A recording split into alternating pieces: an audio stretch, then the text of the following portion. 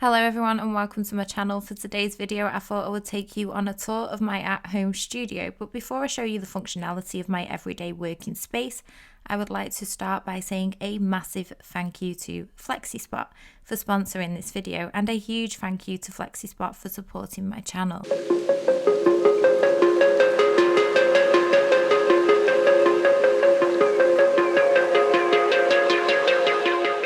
I was super stoked when FlexiSpot reached out to me because I was way overdue a new desk to work on, and honestly, FlexiSpot has put my older desk to complete shame. With the FlexiSpot E7 standing desk, I am now able to work much more comfortably for longer. The desk has a curved design element which allows me to get that much more closer to what I'm working on, and this increases my overall productivity.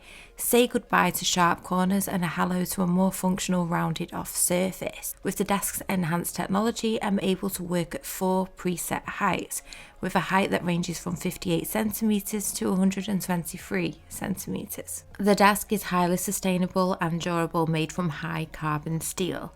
Hide all cables with the underdesk cable duct, making for less mess and a more visual appeal, a more visual element. Now I know that my cats love to play with just about anything that looks wiggly, weird and funky, in particular wires. Now I'll no longer have to worry about getting distracted by this little dude when working. Then again, I mean, look at him. I mean, he's just so cute. I mean, there's just so much love. Anyway, the FlexiSpot E7 is also wobble free, so you can ultimately focus on drawing, typing or gaming. In the past, I have struggled with camera shake when recording at my older desk. With the FlexiSpot E7, I can now record all my work in progresses at ease, knowing for sure that I won't get any camera shake or low quality recordings. The desk does not budge and can take a weight capacity of up to 125 kilograms. Store all cables and wires neatly and safely into place whilst also keeping them very accessible. FlexiSpot now has a brand day sale going on for up to 33% off from now till the 26th of May. So be sure to check out the link in the description box down below for all of that. Now back to the video.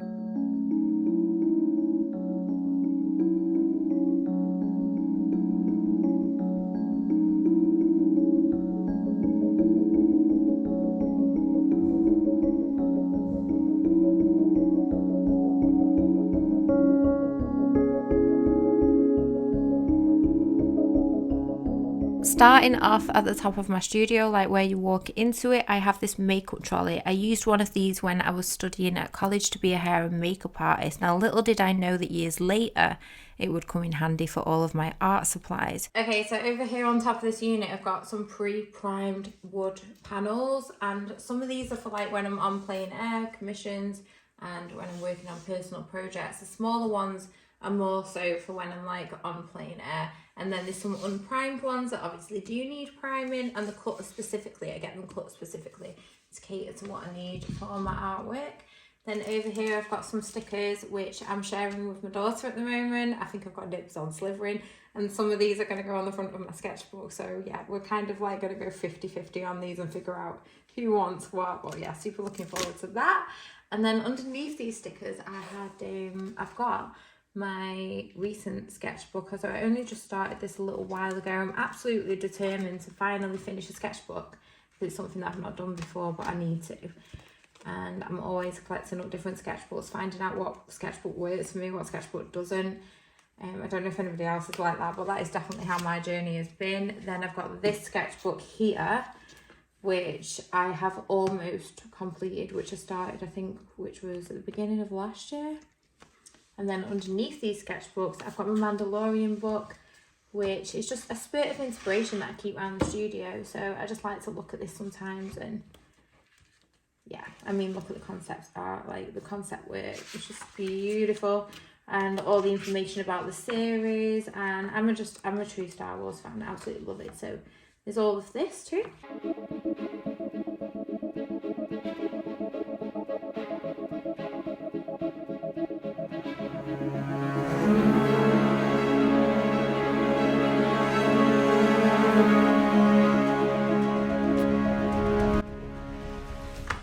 Underneath Mandalorian, we've got a Bristol board, like 20 sheets of Bristol board, and I love to use this for like all of my inks and all of my watercolours. Drawer number one. What's behind drawer number one? Okay, so I have some older acrylics which I don't instantaneously like gravitate towards anymore, but they're here if I need them. So I have some older Winsor & Newton paints, some fabric paints by Pebeo, Studio Pebeo, so they're all in there. Then in the second drawer I have some fragile tape for when I'm shipping my commissions. I also have these like binders that go on the end of the canvases just for that extra additional protection, a load of tape, some sandpaper. I have a sanding block. Now this block is to just sand in between layers of gesso to make an extra smooth surface on my canvases. I don't always use wood panels, by the way. I sometimes use cotton canvases as well. Then some labels for shipping behind here. And drawer number three, everybody has a drawer full of crap, and that's a drawer full of crap. We won't talk about that one. Moving down to this next one, I have a drawing of Yoda and Grogu, but this never hit the ground because Grogu looks a little bit possessed. I wasn't too happy with that. Then I have a little bear. And moving on from that, I have some oil pastels. Underneath the oil pastels, I have some A5 card. And then underneath the A5 card, so that A5 card is actually for doodling on and just jotting quick ideas down on the side. I have an Arteza mixed media pad. Absolutely love working with this, and it can take heavy bodied medium. So I have two of these inside of this drawer. And I mainly actually use these for swatching and testing out new mediums, so watercolours, acrylics, all of that jazz. This last drawer, I have a ton of sketchbooks that used to be collecting dust on the shelf, but now I've just popped them in here. Depressing, I know, because most of these are not finished, and yeah, I mean, they're not collecting dust anymore on a shelf, which they were previously before I put them in this drawer, but they're there. So, I mean, here's a prime example. The first page was done, Beckner. Are there any other pages done? No. So we're going to put that one back. So then in this drawer, I've got some tea bags. I got some tea bags from Manchester City Centre when they were promoting the new series of You. I have no idea why I have tea bags in the... Moving on. So then I have some palettes underneath those tea bags, and they're separated by some kitchen roll. And the reason why they're separated by kitchen roll is when I do clean my palettes, they have a tendency for sort of sticking together, so I just separate them, and that's what's going on here. So these are all glass palettes for my acrylic paints. That's what they're used for. I've even got white tile. But again, it's just a really, really good surface for putting my acrylic paints down on. See that? And then, oh, put my tea bags back. Like a spot of tea. I love a spot of tea. In this next drawer, I've got some foam brushes. And the reason why I've got some foam brushes is so that I can gloss and seal all of my artwork once it is completed. Great for that. Then in the next one, I have some Himi gouache and I have some cocktail sticks, not because I'm throwing a party, but because when I'm actually reigniting this palette with water and trying to get the gouache going again, I just give it a little bit of a swirl around with the cocktail sticks and the gouache is good to go. Reignite, I meant reactivate the paints with a cocktail stick and some water. Moving on. And then next one, I have some inks. I have some watercolour palettes by Winsor & Newton. And I have the palette for the Himi gouache, which I just mentioned in that other drawer. Fab stuff. Next one, I have some ceramic palettes, and these are for inks. Now, the reason why I use ceramic is because I can clean the ink straight off. Now, if I was to use the plastic ones, the ink would not come off, but these plastic ones are for other things, like other mediums. But ceramic palettes, I cannot stress enough, these are fabulous to work with inks. And in this drawer, what do you know? Some inks, lots of PH Martin inks. Next one is what's in here. So I got my Nintendo Switch, got some prints in here from other artists that I'm really, really inspired by. Shout out to Anna Marine and Christopher Lavelle. I've been keeping these safe because they're ready for and awaiting frames. And in this drawer, I have two brush rolls, one bamboo brush roll set, which is full of Chinese like calligraphy brushes. So I use those for watercolours and inks. And then in this one, I've got watercolour brushes by Winsor & Newton. And my good friend Jacqueline Brill made me this brush roll. It's absolutely beautiful. I've got Frida Kahlo here on the back and she hands sewn this all on. I have a scale here and this is to send out all of my products to commissioners and all of that jazz. It's just boring, but that's what it's for. So in this drawer, I've got some frames which I haven't used. I've had these since I was like 18 years old, so quite a few years ago now. I don't know what to do with these, but under false light, they actually look like all these like little diamonds. They look like Swarovski crystals. Absolutely love them. Then I've got my stickers, I've got badges, I've got some other different badges here with I Am Groot and Charminder, and just loads of quirky badges there. They're for like on a pencil case of mine, on one of them anyway, that I'm going to stick them onto. Either that or a backpack when I'm on plane air. Underneath all of this, I've got a paper-like screen protector. Then underneath the paper-like screen protector, I've got this book of spooky stories. My nan got me this one like back in the 90s. You can tell how old it is because, yeah, the book is just not sticking to its binder anymore. Scribbled on it there. I was a bit naughty. I was a kid. Weren't we all at times?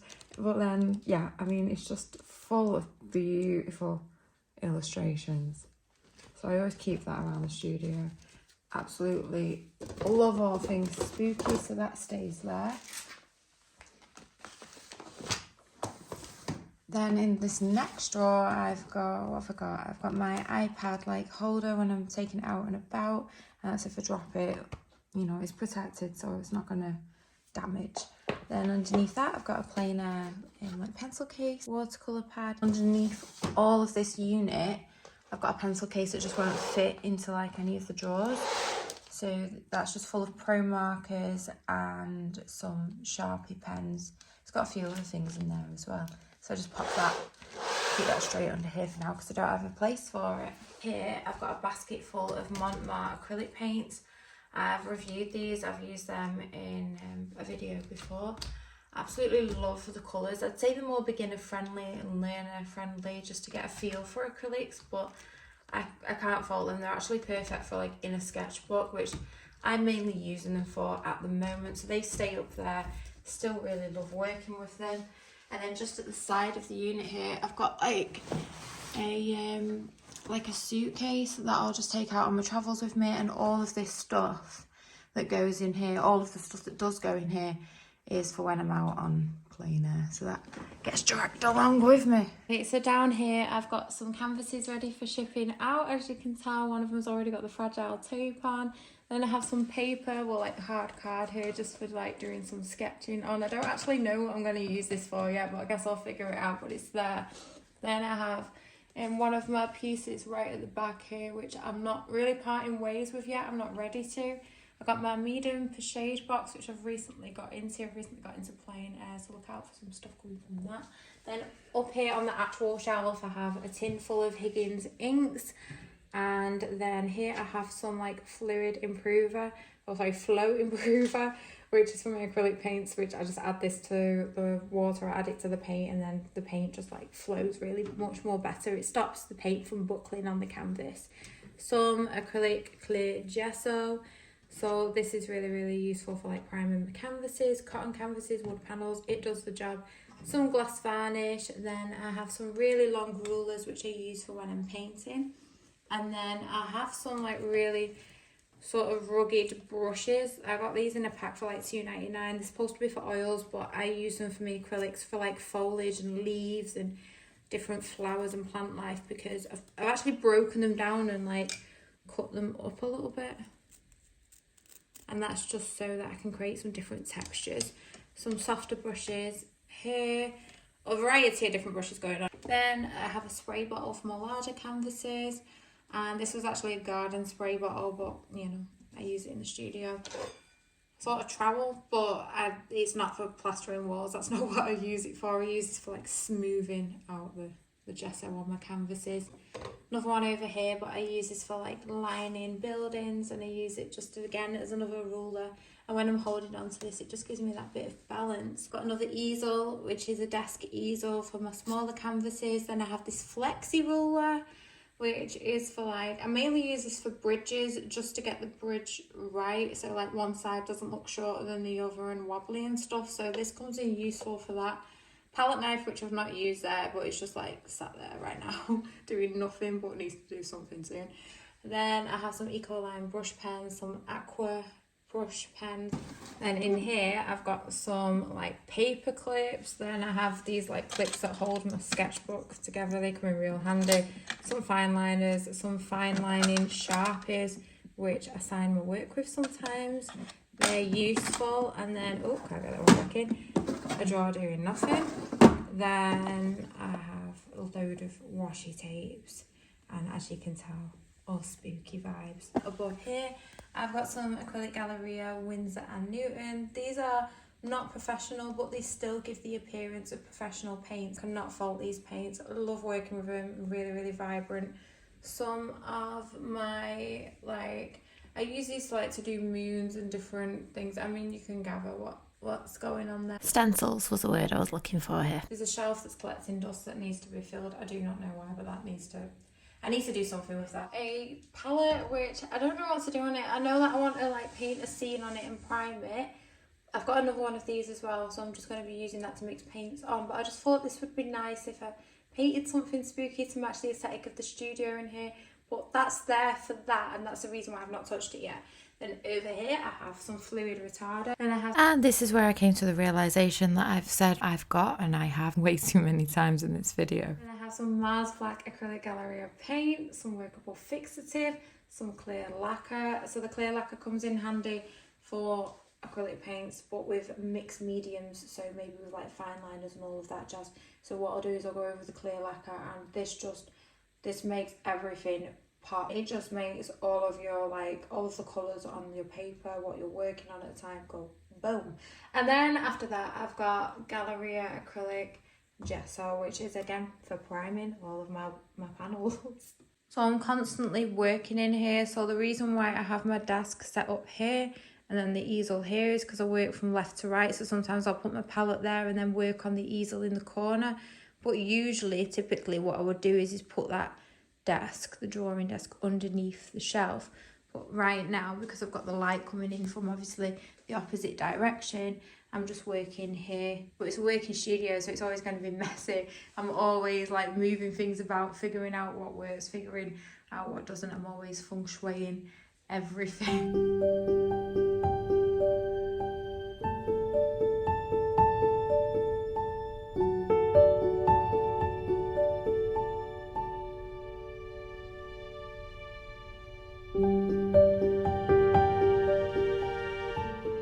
So moving on to this side of the room, moving on to this side of the studio now, I got my Funko Pops with Pennywise, Jack Nicholson's Joker, and then this little marshmallow dude out of Ghostbusters, like the newer remake version. Absolutely love these little dudes. Some brushes that I don't really particularly use anymore, but they're there if I need them. A pumpkin, because I just love the Halloween sort of vibe. It's all year round for me. I don't care. Some professional Winsor and Newton paints, a load of Arteza acrylic paints. Absolutely love working with Arteza and Winsor and Newton. I have this like cobweb fruit basket, but I'm clearly not using it for fruit. So I got this from HomeSense UK. I'll leave all the links in the description box down below, but that's what this is, as you can tell, used for. Some long-handled brushes, some palette knives, some biros, because your girl loves to doodle every now and again. I could gravitate back to the 90s when I think of these biro pens. Then I have some graphites, a ruler, some fine liners, some blending stumps, some fully charged up crystals by the full moon. Then I have Bone Daddy over here. I do not know. I need to give him a name, so let me know down below in the comments what you think I should call him. To be or not to be? That is the question. I think Hamlet once said to his bony friend. Some Faber-Castell pencils, some polychromo pencils. These are all for just sketching in my sketchbook. I absolutely love working with these pencils. Some soft blends that you can get and create all different dimensional tonal values with them. Absolutely love working with these pencils. Then I have a candle holder, but it doesn't contain an actual candle. It contains, what does it have? It has a Faber-Castell eraser, another eraser, and then a pencil sharpener. Typically, all of my pencil sharpenings will go into here when I'm working on my sketching desk. Then this was also a candle holder, but then I turned it into like a brush holder, like I mean, I used to use cups and now I just use candle holders. So anything that I can find and that I can like use and utilize again and again, then I'll do that. So then I have some short handled brushes, and these help me get closer to my sketchbook and closer to my smaller wooden panels, and sometimes I use them on my big panels too, and my canvases, like any canvases. So I use these for all sorts of things when it comes to doing my acrylic paintings and my work. Some spray bottles which just keep my acrylic paints from drying out. Some Masters soap, so this cleans all of my brushes. I've only ever used this because it's never faulted me, so I absolutely love working with the Artist soap. This strips all of the hard acrylic paint off of my brushes if they do dry out with acrylics on them. And then I have some Scotch tape, which is for my sketchbooks, and that helps me get clear, crisp lines. Now I do love working with other washi tapes, like I showed you guys before with my spooky ones, but this is just amazing. So yeah, really neat lines with this. It's the only tape that I've come across where paint doesn't sort of seep underneath it. This does the job. Clips hold my pages together for my sketchbook. Some dead roses, because you know your girl will always be in mourning. And then this is a day to have a good day. My daughter Cora got me this for Mother's Day. It came with like a bunch of gifts that she bought me. So beautiful, love stitch. And then some Tibetan bells, and then, you know, I got my girl Isis. Now of an evening, this is what my Draftsman table looks like. So the softbox is just situated behind it there. Now I can adjust the height of the drawing board to establish better posture when starting on new projects and working in my sketchbook. This also gives me the ability to draw a much more believable subject matter. Perspective is enhanced when a surface is no longer flat, allowing me to make much more better observations. So in addition to all of what you just saw, I recently purchased this little like desk ladder shelf, and this keeps my little money plant, a water pitcher, some crystals, a skull, and then I have some spell books up here, and my Funko Pops, well, 2 of them are now in this coffin like shelf, and then my Pennywise is still living his best life in this corner.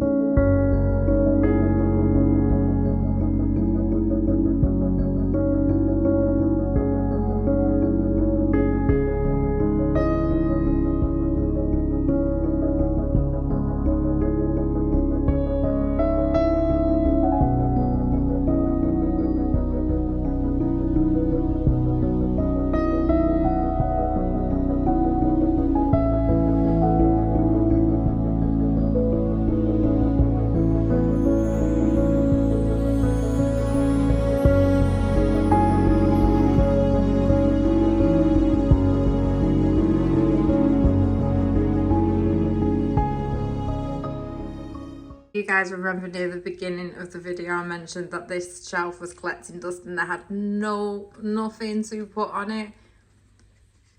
Hello to experiment 626. Haha. I think he'll go nicely on there. There we go. He can live his best shelf life there. Yeah.